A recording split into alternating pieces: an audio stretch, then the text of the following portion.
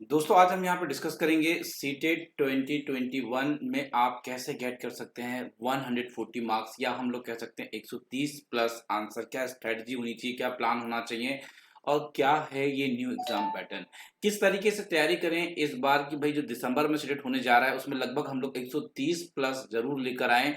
कुछ ऐसी स्ट्रेटजी, कुछ ऐसी बातें, कुछ ऐसा प्लान, क्या पढ़ना है, कौन सी बुक्स बेस्ट होगी, कौन सा सिलेबस होगा, ये सारा चर्चा आपको इस वीडियो के माध्यम से हम लोग कर रहे हैं। अगर आप लोग नए हैं तो चैनल को रेड कलर का बटन दबाकर जरूर सब्सक्राइब करें, बिल्कुल फ्री ऑफ कॉस्ट है। साथ साथ में बेल आइकन भी प्रेस करें और गाइस हमारे टेलीग्राम चैनल से भी जुड़े। आप जानते हैं सीटेट दो पेपर ऑर्गेनाइज करता है, एक होता है पेपर वन और दूसरा होता है पेपर टू। पेपर वन भी आपका होता है 150 मार्क्स का और पेपर टू भी होता है आपका 150 मार्क्स का। ये दोनों पेपर में काफी ज्यादा सिमिलरिटीज होती है। अगर आपके पास ग्रेजुएशन है और बीएड और या डीएड किया है आपने तो आपको दोनों पेपर ही फिल करने चाहिए मेरे हिसाब से। अगर आप देखें तो सीडीपी यहाँ पे 30 नंबर की पूछी जाएगी आप लोगों से, जिसमें 15 नंबर की पेडागोजी आती है। क्या आती है? 15 नंबर की पेडागोजी आएगी और भाई यहाँ पे 15 नंबर का कंटेंट आएगा 15 नंबर का। तो देखिए 15 नंबर की पेडागोजी आप सोच रहे होंगे कि हवा हवाई में हम लोग कर लेंगे, तो आप गलत सोच रहे हैं। अभी थोड़ा सा लेवल चेंज हुआ है, अंडरस्टैंडिंग बेस्ड क्वेश्चन आएंगे, तो हाँ इसमें भी आपको थोड़ा सा वर्क करना पड़ेगा।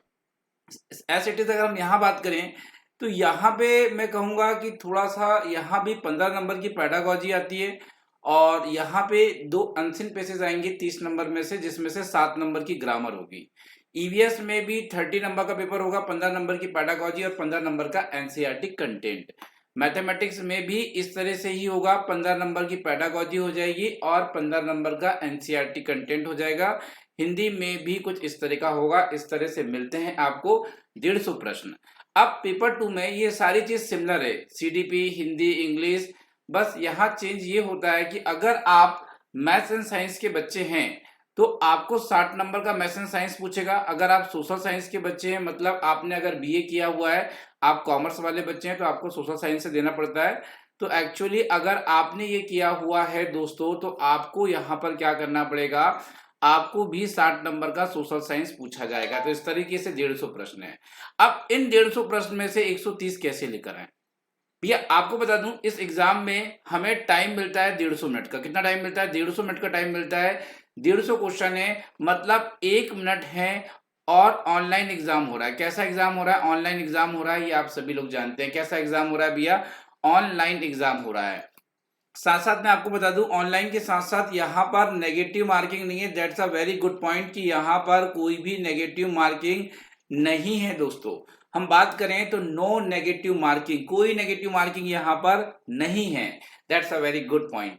अब देखिए जब नेगेटिव मार्किंग नहीं है तो क्या एग्जाम पैटर्न चेंज हो गया है। जैसे कि हम बात कर रहे हैं यहाँ पर कि अंडरस्टैंडिंग बेस्ड क्वेश्चन आने वाले हैं। हम लोग बात कर रहे हैं यहाँ पे कि न्यू एग्जाम मॉडल पेपर कैसे होंगे।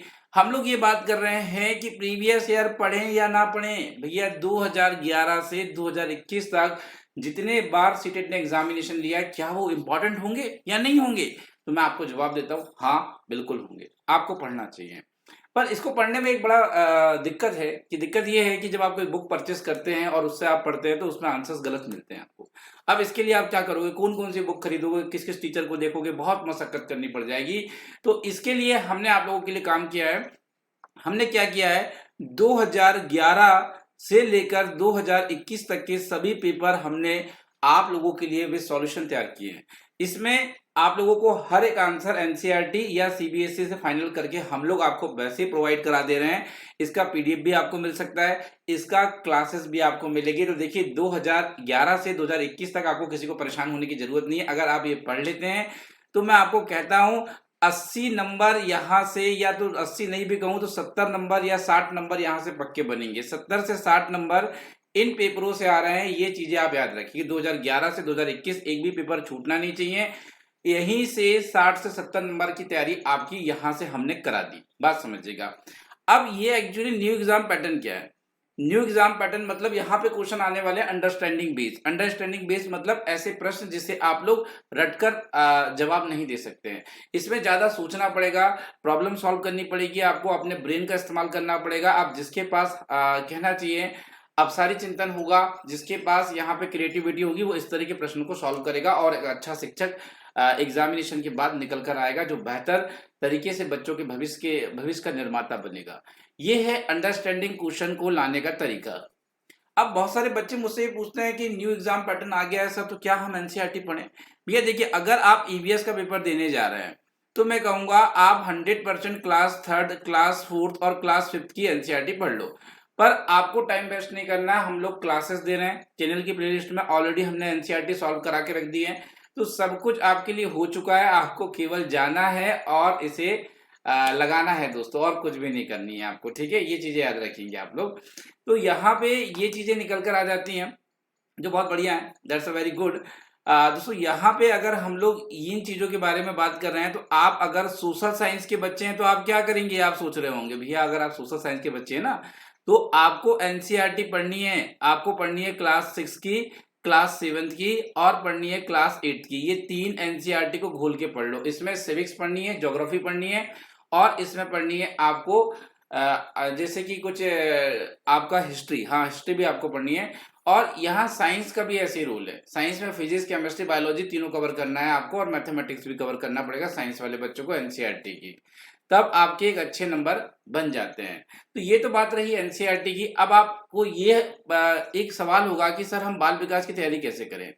देखिए, अगर आप सीडीपी की तैयारी कर रहे हैं, आप बाल विकास की तैयारी कर रहे हैं, तो इसमें 30 प्रश्न है और बड़े आसानी से इस बार बच्चों ने 28 नंबर ला लिया था, बड़े आसानी से ला लिया था, कोई दिक्कत की बात नहीं थी। और जिसमें से 15 प्रश्न प्रीवियस ईयर के थे और 15 प्रश्न हम लोग कह सकते हैं नए हैं, या तो ज्यादा रेशो था प्रीवियस ईयर का, 20 प्रश्न प्रीवियस ईयर के थे, 10 क्वेश्चन नए थे। आपको बता दूं, देखिए सबसे ज्यादा आज की डेट में जिससे क्वेश्चन बन रहे हैं वो समावेशी शिक्षा, संरचनात्मक ढांचा, प्रगतिशील शिक्षा और जीन पियाजे, कोहलबर्ग, वाइगॉस्की, थॉर्नडाइक, इनके ऊपर मैक्सिमम से मैक्सिमम क्वेश्चन बना रहा है सीटेट, ठीक है? समावेशी, ये चीजें, ये एक्चुअली आपको पूरा थ्योरी पढ़नी पड़ेगी, साथ साथ में इसके जितने एमसीक्यूज मिल जाए सारे एमसीक्यूज लगा लो, जितने एमसीक्यूज मिल जाए समावेशी शिक्षा के, जीन पियाजे के, वाइगॉस्की के, कोहलबर्ग के, भर भर के प्रैक्टिस करो।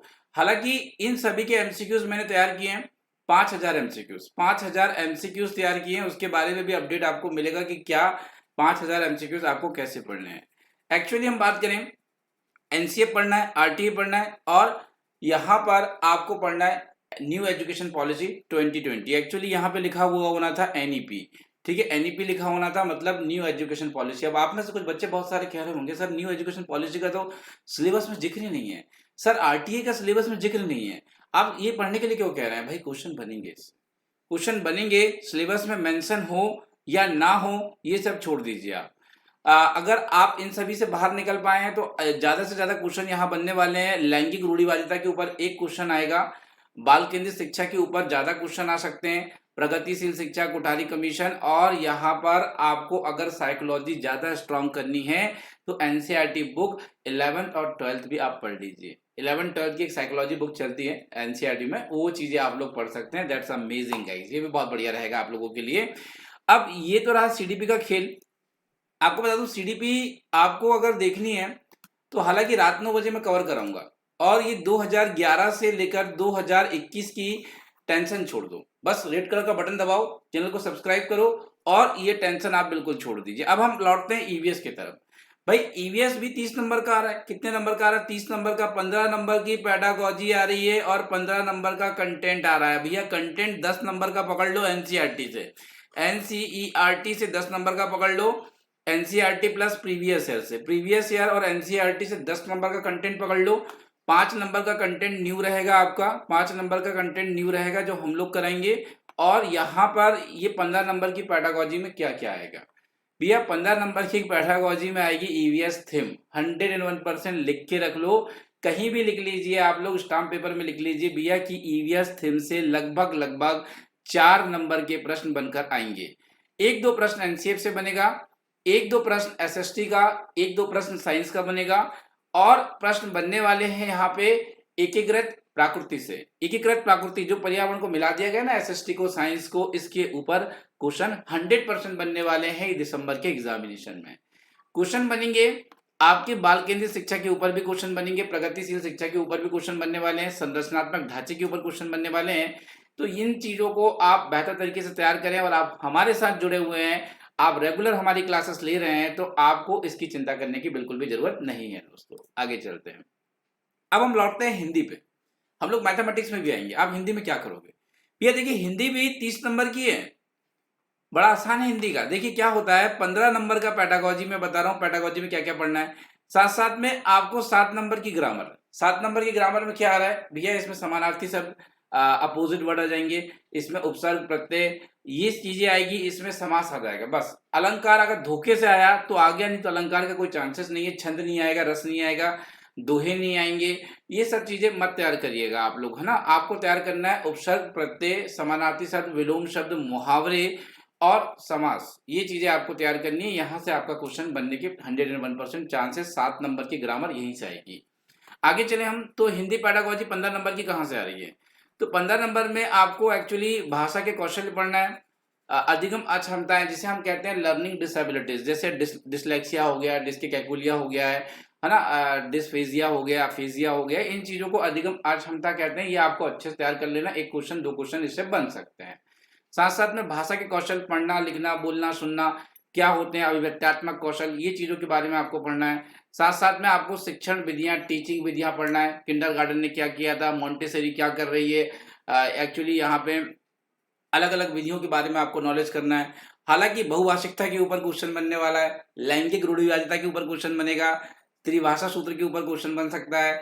समस्या में एक ईवीएस की कक्षा में कैसी समस्याओं को फेस करते हैं आप लोग, इसके ऊपर क्वेश्चन बन सकता है। और शिक्षण सहायक सामग्री के ऊपर क्वेश्चन बनेगा। तो ये जो टॉपिक्स मैंने बताए हैं इसे लिख लीजिए, नोट कर लीजिए और इसके तहत आप लोग तैयारी करेंगे, बहुत बढ़िया रहने वाला है। हम लौटते हैं मैथमेटिक्स, जो सबको लगता है बहुत ज्यादा डिफिकल्ट। भाई इसमें डिफिकल्ट क्या है आप मुझे बताओ पहले।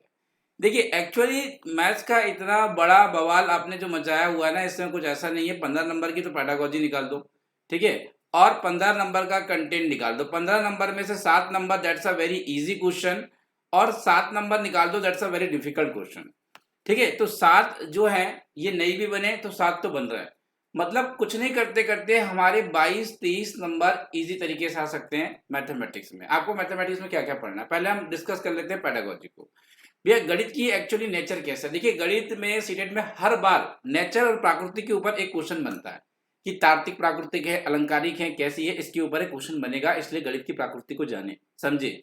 गणित का अर्थ क्या है, गणित की लैंग्वेज क्या बता रही है, क्या गणित की भाषा को सीखना क्या है, हाँ ये चीजें हैं। गणित में मूल्यांकन, जैसे मूल्यांकन की बात हम लोग कर रहे हैं तो निदानात्मक मूल्यांकन, उपचारात्मक मूल्यांकन, या सीसीई कंटिन्यूस एंड कंप्रहेंसिव मूल्यांकन, या हम लोग कहें कि जैसे कि आप जानते हैं कि सीबीएसई ने फॉर्मेटिव असेसमेंट मतलब रचनात्मक आकलन, या सीबीएसई ने समेटिव असेसमेंट मतलब योगात्मक आकलन जैसी चीजें जो लॉन्च की हुई है, इनके बारे में आपको अध्ययन करना होगा। तब आपका गणित का मूल्यांकन कंप्लीट होता है और आपका यहां से 1 या 2 नंबर कंप्लीट हो जाएगा पेडागोजी में। साथ साथ में देखिए यहाँ पे वैन हिले के स्तर जरूर पढ़ लीजिएगा, इससे क्वेश्चन बन सकते हैं। वैन हिले के स्तर में पेपर 2 में भी बन सकता है, पेपर 1 में भी बन सकता है। ये चीजें याद रखेंगे, ये बड़ा इंपॉर्टेंट टॉपिक है अगर आप बात कर रहे हैं मैथमेटिक्स की। तो आप बात कर रहे हैं मैथमेटिक्स को, तो अब आप सोच रहे होंगे हमें मैथमेटिक्स की तैयारी कैसे करनी है। देखिए मैथमेटिक्स में ज्यादा कुछ नहीं आता। पेपर 1 है तो वहां पे एक आएगा फिगर वाला क्वेश्चन, जिसमें होगी लाइन ऑफ सिमेट्री निकालने के लिए दी जाएगी कि आप एक बार लाइन ऑफ सिमेट्री का कॉन्सेप्ट समझ लो। तो लाइन ऑफ सिमेट्री का 1 नंबर आपका बन गया। दूसरा क्वेश्चन यहाँ पर आएगा टाइम वाला, जहां पे आपको रेलगाड़ी से संबंधित कोई प्रश्न पूछा जाएगा, बस या स्पीड या चाल से संबंधित एक प्रश्न पूछा जाएगा। ये हो गए 2 प्रश्न बता दिए मैंने आपको। तीसरा प्रश्न यहाँ पर बनता है स्थानीय मान को लेकर, ठीक है, स्थानीय मान प्लेस वैल्यू के ऊपर एक क्वेश्चन बनेगा। यहाँ पर चौथा क्वेश्चन आपका बनता है गुणे और भाग को लेकर, गुणे और भाग को लेकर बनता है। और 5वां क्वेश्चन यहाँ पे आपका बनेगा कुछ नियमों को लेकर, जैसे सहचर नियम है, क्रम विनियम नियम है। तो इस तरीके से आपका ये मैथमेटिक्स का पेपर जो है बहुत इजी तरीके से सॉल्व हो जाएगा दोस्तों। हाँ अगर आप चाहते हैं कि मैं हर एक सब्जेक्ट की स्ट्रेटजी अलग से दूं, जैसे कि आप चाहते हैं कि हाँ मैं ईवीएस में ये बताऊं कि आपको कैसे तैयारी करनी है, एक अलग सेपरेट वीडियो में ईवीएस में 30 में से 30 कैसे लेकर आए, इसके बारे में अगर आप मुझसे डिस्कस करना चाहते हैं, मुझसे बात करना चाहते हैं, तो कमेंट बॉक्स में भर दीजिए कि हाँ हर एक सब्जेक्ट की अलग अलग से स्ट्रेटजी दीजिए। तो ये प्लान अगर आप फॉलो करते हैं तो डेफिनेटली आपके एग्जामिनेशन हॉल में क्वेश्चन यहीं से बनेंगे और आप लगभग लगभग 100 प्लस हर बच्चा अचीव कर सकता है इस प्लान से। जो अच्छा करेगा वो 120 130 कर सकता है, जो अच्छा नहीं कर पाएगा वो एटलीस्ट 100 तक तो जरूर पहुंच जाएगा। तो आई होप आप लोगों को चीजें समझ में आ गई है कि आपको क्या करना है क्या नहीं करना है। इसके साथ साथ एक बात और मैं कहना चाहूंगा आपको कि आपको जुड़ना होगा हमारे टेलीग्राम चैनल से। भैया टेलीग्राम जुड़ने के लिए बहुत कुछ नहीं करना है, बहुत बड़े काम नहीं करने हैं। आपको ये दिख पा रहा है इस कॉर्नर में, देखिए एजुकेशन फॉर यू का मेरा टेलीग्राम चैनल। यहाँ पे देखिए पीडीएफ फ्री दी गई है, ये पीडीएफ से इस तरह से एनसीईआरटी के कुछ स्क्रीनशॉट्स आपको फ्री ऑफ कॉस्ट दिए जा रहे हैं।